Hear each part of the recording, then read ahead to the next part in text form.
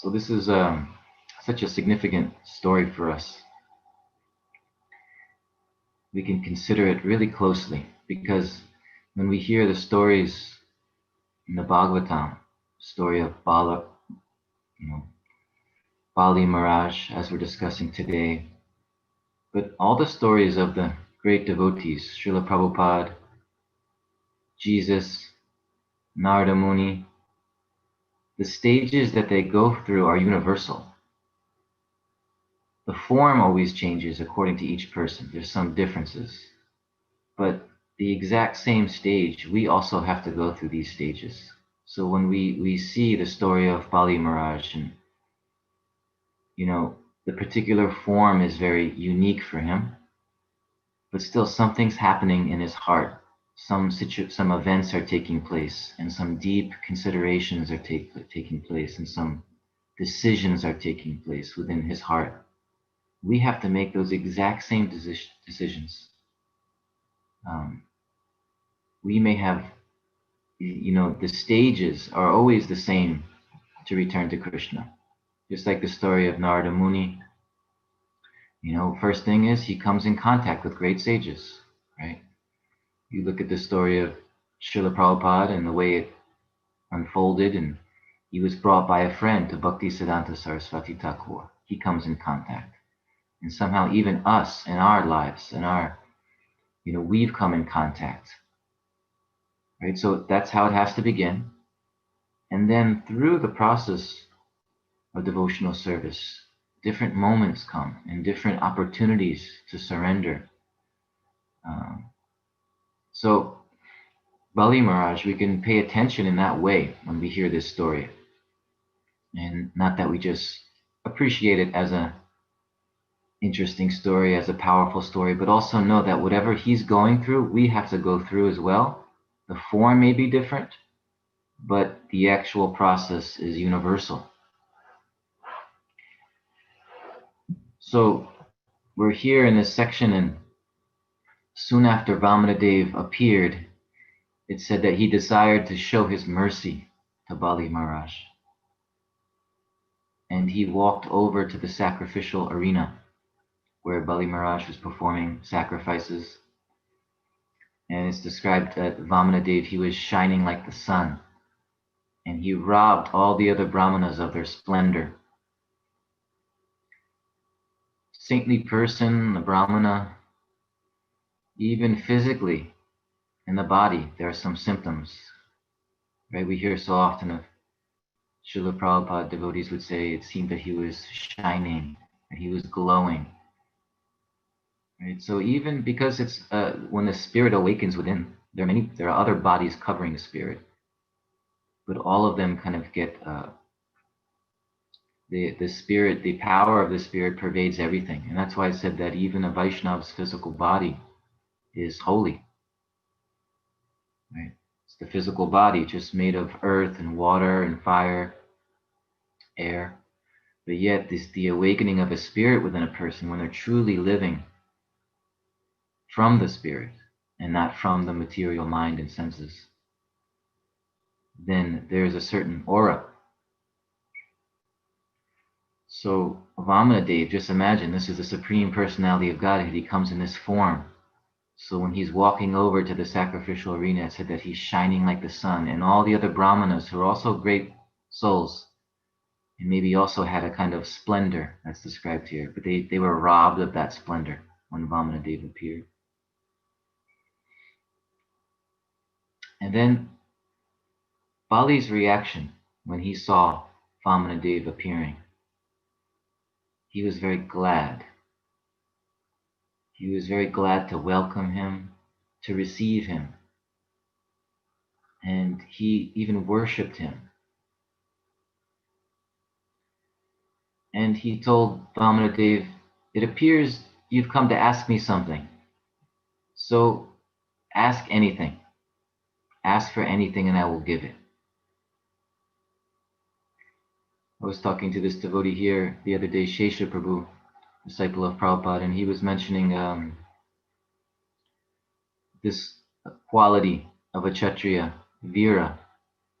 kind of chivalry. You could say it's chivalry. There are different kinds of chivalry, and one of them is called Danavir, which means the chivalry, the chivalrous nature of just giving generously, giving wealth, giving whatever you have because it's simply because it's asked by somebody. So this is a real, mark of a true Kshatriya. So Bali sees that Vamanadev perhaps has come to ask for something, and he tells him, ask anything. Whatever you ask, I will give it. So this is Danavir, the chivalrous nature of giving wealth, giving anything. Imagine someone comes over to your house, that's a beautiful table you have there. Oh, take it. You like it? Take it. This is it's a consciousness, it's like somehow these great souls, they're in that consciousness. If something is requested, if you like something, you can take it.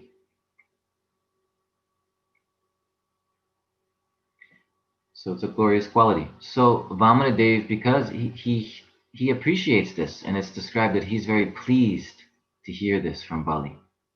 And he also says it's not surprising that you're speaking in this way because your dynasty, even though it's a lineage of demons, but he points out, some demons can also have great qualities sometimes. But of course, most importantly, the most significant person in this lineage is Prahlad Maharaj. So he first points out, because you are in the family of Prahlad, it is no surprise that you are also so generous and you have this mood.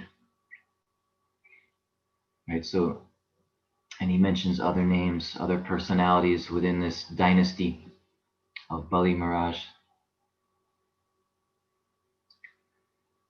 So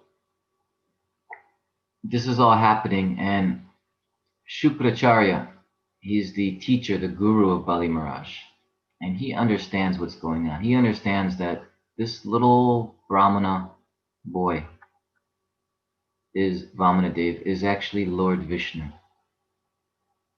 And so he tells his student, disciple, Bali, you're a fool. You just you just told Vamanadev, ask for anything, but you're not realizing that who you're speaking to is Vishnu himself. He will take everything from you. So you made a big mistake. What kind of guru is this, right? Well, it's not so surprising, actually, right? In one purport, Prabhupada says that the mood of Shukracharya, that if you think about it, this is very common in the world. And Prabhupada said this is very prominent in the world today, this kind of religiosity, which is what? Well, Shukracharya makes the point that don't take any crazy risks like this, that you're going to just ask for anything and I'll give it. But you're a grihasta, you want to have a very stable situation, and then you add some religion to that. And you be devotional, you can be ritualistic, offer different sacrifices, just as you're doing. You want to keep everything very stable, economic development, sense gratification. Keep that very nice. This is a principle, and he said this is a principle of religion, that you keep your life very secure, very nice, very stable, and then you perform your rituals and you do different things, and this is the way to do it. I mean, that's kind of how most of us understand it today, right? Religion. And so he tells Bali Maharaj that don't do anything crazy. You just told Vishnu to ask for anything. Now, what if he takes everything? So you're a fool for doing this. So what I really thought was powerful is the very first verse of this chapter, because after hearing from Shukracharya, his guru, he also knew this was Vishnu. He knew Vamanadev was Vishnu. His guru knew Vamanadev was Vishnu. And his guru says, don't do it. That's my order. This is order of guru. So the first verse of this chapter, where Shukadev Goswami says, O King Parikshit, when Bali Maharaj was thus advised by his spiritual master, Shukracharya, his family priest, he remained silent for some time. And then, after full deliberation, he replied to his spiritual master as follows. What was going on in that silence? It says, Tushnim Bhutva, that he became silent suddenly when he was advised by his guru, don't do this. But then he became silent within himself. Just imagine the heaviness of that silence that he was in that moment. Because here's the order of guru. And not just that, what was at stake? He understood this is Vishnu and I should surrender. But he had to become silent first. What was going on in that silence? I'm about to maybe possibly go against the order of my guru. I'm going to go against my whole lineage in the sense that he was connected to a family of demons. This is like surrendering to Vishnu is not the most common thing in a dynasty of demons. He could possibly lose his position. He could lose all of his wealth. This is what was at stake in that moment of silence when he was, should I do this? I know I should do this, but this is what's at stake. I'll lose the respect that I have because, again, who's respecting him? It's in his own group.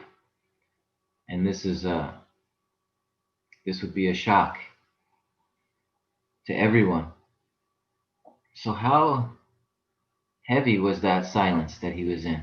It says just a moment, but this was, Prabhupada mentions in the purport that silence was at a very crucial moment. Vishwanath Chakravarti Thakur says that silence was at a very crucial moment.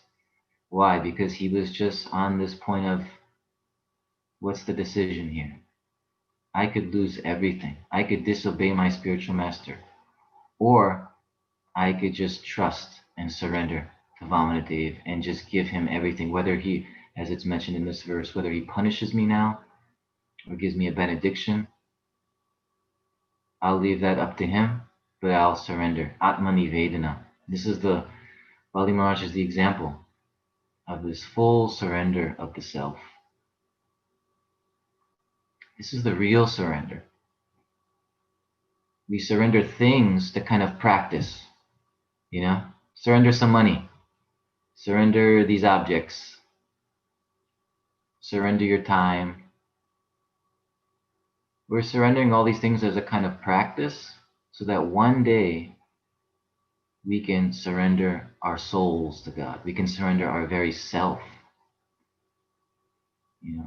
So we have to practice in these moments, and Krishna sees that and is pleased, especially in those moments when it's a little risky and some decision has to be made, that we can become silent, just like Bali Maharaj, for a moment and think, yes, let me do it. My mind is saying no, perhaps. My senses are saying no. So think back a time in your life. Can you recall a time in your life where you were in a situation like this, where maybe there was some risk involved to surrender to Krishna, but you became silent in your heart. You considered for a moment. You became thoughtful. I don't want to do this, actually. My mind and my senses don't want it. But I know it's best, and I'm just going to do it. That's why this Tushnim Budva, becoming silent, is so significant, because what was going on in that silence was a decision to surrender despite other reasons for not doing so. And Bali Maharaj had so many reasons not to do so. He knows he might lose everything. He might be humiliated. He might be rejected. King of the demons surrendering to little Vamanadev. Right. So there's such gravity here in this whole story, and especially in this point, this moment of silence. So, this is what Krishna consciousness is all about. We practice this in certain moments, right? I was speaking to one devotee the other day, and he shared a nice story that he was hearing this class that is famous, at least amongst disciples of Radhanath Swami, but what Radhanath Swami was sharing about his relationship with Ghanashyam Baba. And if anyone listening hasn't heard this class, I would highly recommend it. Ghanashyam Baba was just a very simple, pure Vaishnava in Vrindavan. And Radhanath Swami met him when he was very young. When Radhanath Swami was very young, he met Ghanashyam Baba. Ghanashyam Baba was maybe, I think, in his 80s, an old man. But it's such a heart-touching story of just a very pure, humble, loving soul, and the relationship between this young man and this old man. And practically Ghanashyam Baba would fight with Radhanath Swami because he wanted to give him everything. Radhanath Swami would go to see him every day, and Ghanashyam Baba would give, Radhanath Swami like these rotis, right? This has been offered to the deities, you eat this, you eat this. And so Radhanath Swami was happily taking those rotis, but one day he came to learn. Somebody came and chastised him, Radhanath Swami, and said, "Why are you eating Ghanashyam Baba's rotis? That's all he eats. He's been fasting because of you. Every time you eat one of his rotis, he doesn't eat at all."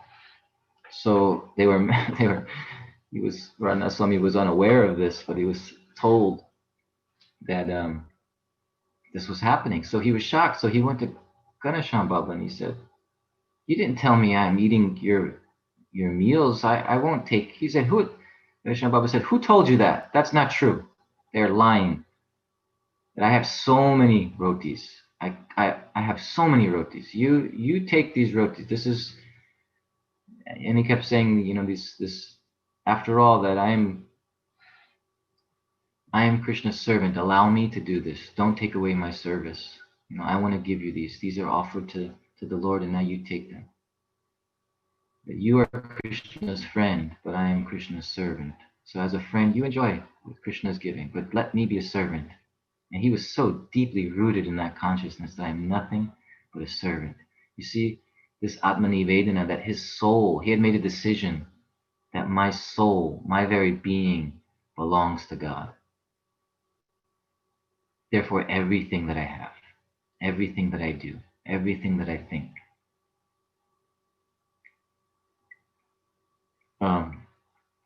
Anyway, I wasn't planning on telling the story of Ghanashyam Baba, but I wanted to tell the story of a friend that I spoke to the other day, and said that when he heard this story of Ghanashyam Baba and Radhanath Swami, that he was so moved and so inspired to really see what real bhakti was. And then he had that realization that, yes, I thought I knew what bhakti was, but I'm actually so far away. And he was so humbled by hearing it. And somehow there was an event with devotees, and he had just listened to this class, and he thought, I'm just going to go down to the kitchen right now. And even though this wasn't asked of me or wasn't the plan, I'm just going to wash all the pots that are there. And it seems like a small thing, but that's a surrender. That's a surrender from the inspiration of bhakti. Those are moments where he thought for a moment, I don't want to actually wash all these pots. I wasn't told to wash all these pots, but because of the inspiration of this story, getting a little glimpse of what pure bhakti is, I'm so moved that somehow I'm being moved to go and do this service spontaneously. The mind, if we focus too much on what the mind wants, the mind will change that, will take us away from that kind of service, that kind of surrender. Because the mind always just wants to maintain itself and protect itself. The false ego just wants to stay alive and protect its own existence. Don't do that. Just like Shukracharya was saying, representing almost the material mind in this story. Don't do that. You'll lose everything. But the soul, when the soul awakens from bhakti, from getting a glimpse of true bhakti, soul wants to do it. No, I should surrender. So I love this story. He heard this lecture, was so moved in his heart, and just decided, I'm gonna go do something my mind doesn't want to do. I'm gonna go wash all the pots. There was an event, a program, and there was like a kitchen full of pots, and he just thought, I'm gonna go there and wash every single one of them. And he went there, and it just began an hour, another hour, just going, going, going, out of inspiration. And then the person who came to wash all the pots walked in, and just imagine the blessings he got from that person. But that person was also just shocked, and who said to do that? I was supposed to do this, and what's going on? And he just told him, I just wanted to do it. But that's what it's all about. We can't always act like that and be like that. Perhaps somebody can. I can't. Somebody may be able to. But we should look for those moments and take that risk, because there's some very, very special opportunity in those moments. When the mind is saying no, when the senses are saying no, and you're in a moment of silence, should I do it? I'm just going to do it to please Krishna. And then we go and do it, and we go and surrender. This is open. This is like the portal to a new consciousness. This is like the threshold, that kind of surrender. And when you do more and more of those, when you get a taste of that kind of surrender, then finally it comes to where it's not just moments anymore, but you come to the once and for all moment. There are many small moments where we try to surrender. And if we do them in the right way, pleasing Krishna, finally one day we'll come to the once and for all moment, which is we hear about in the songs of the Vaishnavas. And this is what's happening with Bali right now in this story. That he's come to this once and for all, Atmanivedana. Now, Krishna, I give myself to you. Now I'm yours. You can, as mentioned here again, punish me. You can give your blessings. Lord Chaitanya says, you can not give me your darshan, even if you don't give me your darshan, even if I never see you. Still, I'm your surrendered soul. I've given. It's surrendered. It's yours. I'm yours. Right? So, and then bhakti flows. Then everything that we're doing that's a kind of like task or a little bit hard, or we have to push ourselves, chanting and just chant. Force yourself to chant the 16 rounds, and imagine what it'd be like to chant spontaneously with love. And that's possible. That is the nature of the soul to do that. But this threshold between the material consciousness and spiritual consciousness, what's that threshold? What's the crossing line? Is this surrender. And so surrendering in moments, taking a little risk. Our faith is not so strong, so maybe it's a little shaky and we have to come back a little bit. But then still we appreciate this. We appreciate this point. We want more of it. We pray for it. We're humbled that we can't do it all the time. That's good too. Just be humbled that I can't do it all the time. Not paralyzed, not guilty, not shamed, ashamed, but just humbled. I can't do it. What a shame. But I cherish it, and I want it, and I beg for it. And so at least maybe in this small way right now I can do it.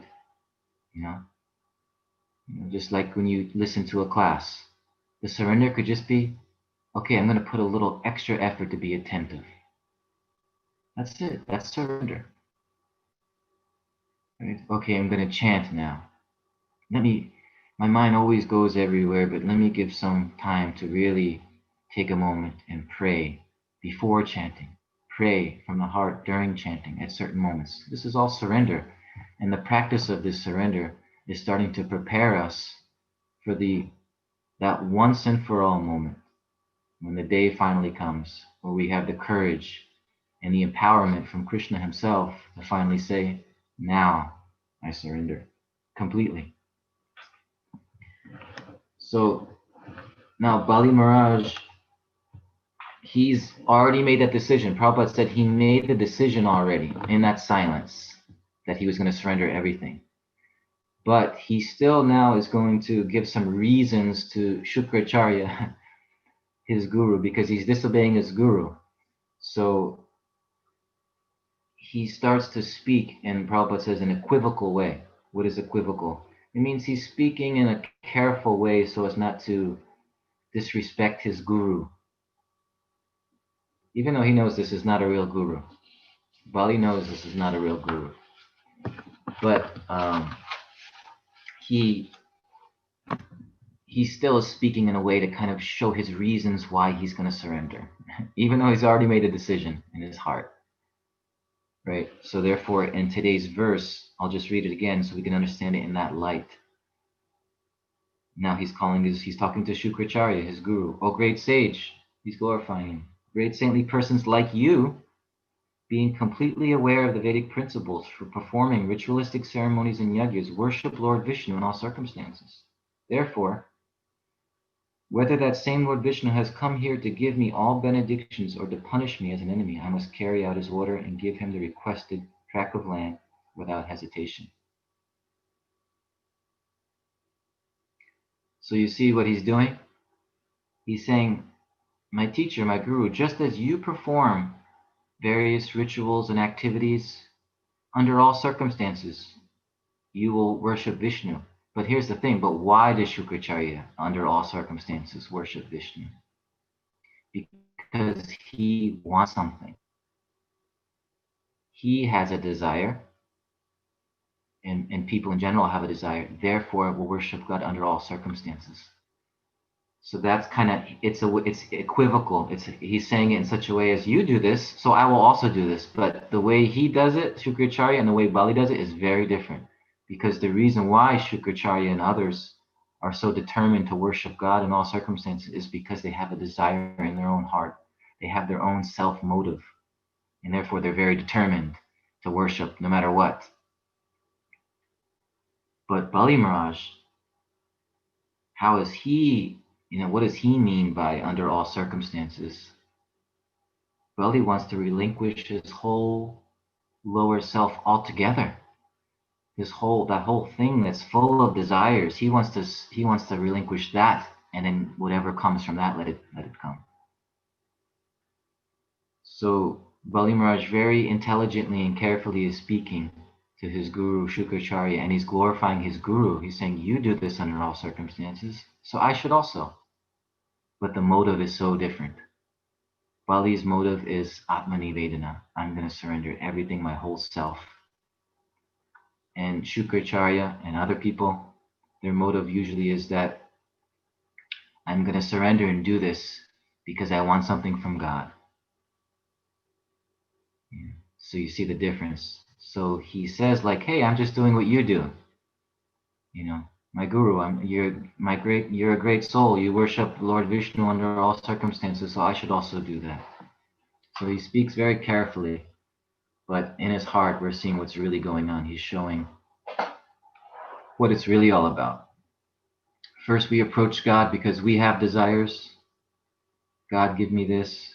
God, please arrange this in my life. Let me do this. Let me do that. Take this away. It's all about God doing something to us. And then we start to learn that I'm a servant of God. If I'm a servant, I'm meant to be doing for God. And then we make little acts of surrender where we try to do that. We try to put ourselves in that consciousness. And then we have experiences from that. We can taste the joy that's actually there in giving and serving God. And then we start to want, and we start to long for that full surrender, surrendering our whole self. And then finally the day will come for all of us. When we've had enough of everything else, we see through everything else, everything the world is offering, we see through it, there's nothing there. And then we just, from our hearts, we say, now I give you everything, my very self. I'm your servant. Do with me as you like. And then Krishna, he is so moved and so appreciative of that. He's so conquered by that. Then he says, no, I give you myself. I give you my whole self. I give you everything. I give you me. completely. Do with me as you like. Krishna says that. We say that. And just imagine what that kind of experience and relationship is. That's real love. Where the two, the lover and the beloved, are just, they're both conquered by each other and they both just keep giving of each other. So this is the process, and we can learn from this story. We should read all these stories as these are stages that I have to go through. Let me see really closely what's going on with Bali. What is he, that moment of silence where he's making a decision between what this person is saying, what his family is expecting, what his mind wants, but he's putting all that on one side of the scale, and the other side of the scale he's saying, no, but I should surrender everything to God. And he passes the test and surrenders everything. And that's coming up soon, so stay tuned. So thank you so much for the opportunity to share. And if there are any thoughts, comments, questions, disagreements, chastisements, Hare Krishna. Hi Krishna. Thank you, Ghanashyam Prabhu, for bringing out that beautiful point of introspection before surrender. Thank you. And everybody is actually unmuted here. So if you would like to share, or as Prabhu said, comment or ask a question, feel free to do so. We have some time.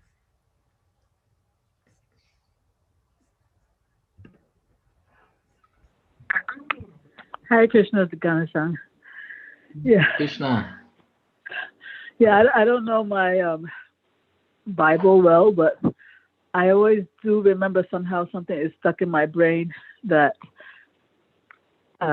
Jesus, right before he, I think, was supposed to go on the cross, didn't he like go away for like several days, and he was just all by himself, you know? So I was reminded of that when you were saying that, you know, Bali Maharaj, he had to like, you know, after he made the decision to surrender, he really had to like think about what the consequences were. And, you know, so it reminded me of that part of Jesus' life when he also had to like be by himself and like go into like deep meditation.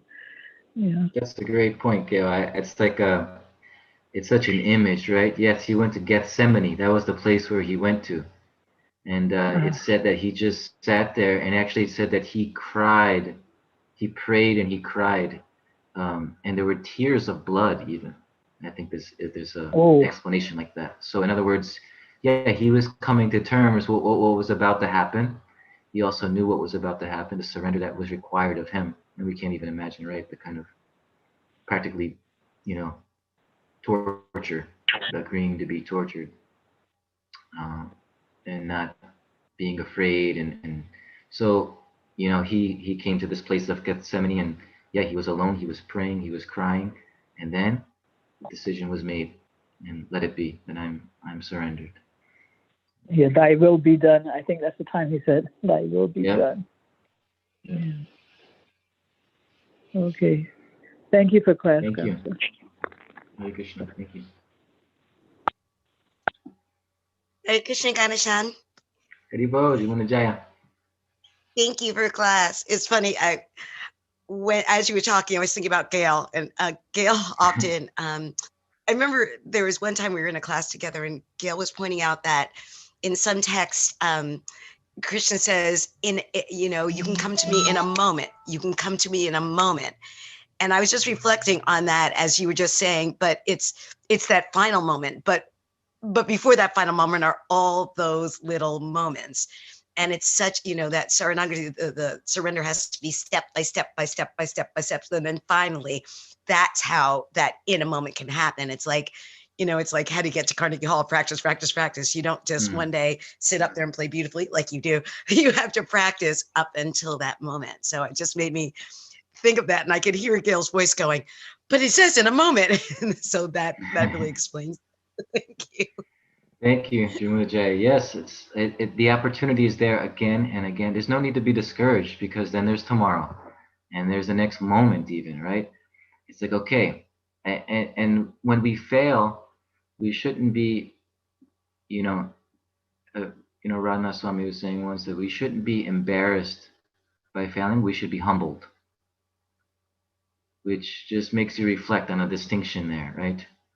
It's not to be embarrassed, it's not to be ashamed, it's just to be humbled. That's all. Just okay, I couldn't pass the test in this situation, but there's another test the next moment. There's another text. Maybe I need a few moments to really recover. After maybe tomorrow, I'll get back to it tomorrow. But then we still want it, and we still cherish it, and we still hold it as our main goal in life is to surrender to God. And then as long as that's there, it's just a matter of time. So thank you for pointing that out. The moments are always there, so we can just keep going. And yeah, thank you. Ghanashyam Prabhu, Hare Krishna. Right, thank you for the class. Jai, Sundar, Ananda Prabhu, great to see you. Are you driving? Likewise. Yeah, I'm actually driving the Bhakti Center. Okay. Be careful, please. Yeah, I'm fine. I'm on a headset. So I couldn't resist asking. So since you mentioned that, so how do we, what if there is actually a practicality, sometimes that we should try to balance, like family life and so on. This material world, has its own needs, right? But then there is of course, the true goal of surrender, like you mentioned. So what if there actually is a situation like that? I mean, we come across that like all the time. So what are we supposed to do? Yeah, And therefore that balance is also very important. We should hold both of these two ideas as sacred together. That okay, I've been entrusted. I'm in a situation now where I have a family. I need to work.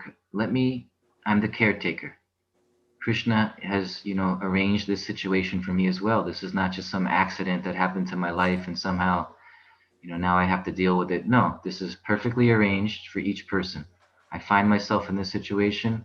It's my duty, my responsibility to now care, to do the best, to make people comfortable, to make myself comfortable, to make our life comfortable, so that we can now start to surrender in these moments. If things are from a stable position, we want to surrender, and we have to admit we need that stable position to surrender. But that's okay. That's of course we need that position. We need that stable position. We're in the material world. We've turned away from Krishna, so the journey back is going to be gradual. We have to set things up. We just have to keep our heart on the goal, and then do what's in front of us. Do what's necessary. Be responsible. Act with integrity. Act with honesty. Take care of our family nicely. Then all from there, then because the heart has to there has to be a certain stability in the heart. And, that comes up in this purport as well, because this is the whole idea of Varnashram Dharma, that the four orders, the whole society should be organized in such a way where people are doing work according to their nature, they're responsible, there's marriage, all of these things are happening because that's a very good platform for surrendering to Vishnu. So we should see that just as seriously as we see our devotional life as just my family situation, practical things that I have to take care of. Just go on and do it to the best of your ability. And then in our hearts, we're also cherishing those moments of surrender. And when things are nice and stable and secure, then we should feel, okay, this has been set up. The only reason why I'm setting this up this way is so that I can take those little risks here and there and give myself and give something and do something directly, spiritual. So just some thoughts. I hope something there was maybe helpful. Yes, it was great. Thank you, Prabhu. I appreciate it. Hari Jai Shishi Radhamulidhar has appeared. Thank you, Ghanashyam Prabhu. Ghanashyam Prabhu ki jai, Srila Prabhupada ki jai. Thank you.